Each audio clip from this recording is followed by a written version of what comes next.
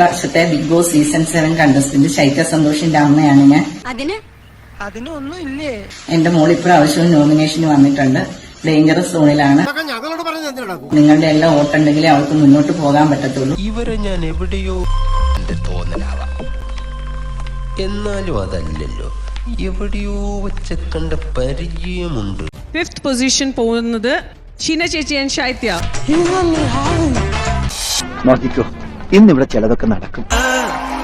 Congratulations Sheena and ശൈത്യ. അതെ, എന്നതാ നിന്റെ ഉദ്ദേശം? മൊമെന്റ് വേണ്ട. ഓക്കെ,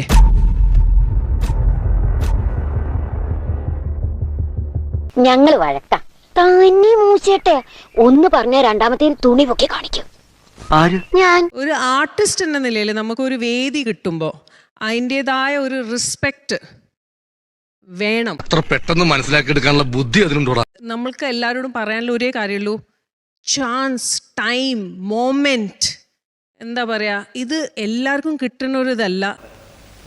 100% ഞാൻ യോജിക്കുന്നു. സോറി ഷീന ചേച്ചി ആൻഡ് ശൈത്യ, ഒരു ആർട്ടിസ്റ്റ് എന്ന നിലയിൽ I am very very heart. പക്ഷെ എന്നെ പോലൊരു പാവം മനുഷ്യനെ ക്കാനുള്ള തന്റെ ഇടം കാണുമെന്ന് സ്വപ്നത്തിൽ പോലും ഞാൻ വിചാരിച്ചു. അപ്പൊ അവർ ഇത്രയും നാളും നമ്മളോട് കാണിച്ച സ്നേഹം അതൊരു ഫേക്കായിരുന്നോ എന്നൊക്കെ നമുക്ക് തോന്നിപ്പോവാണ്.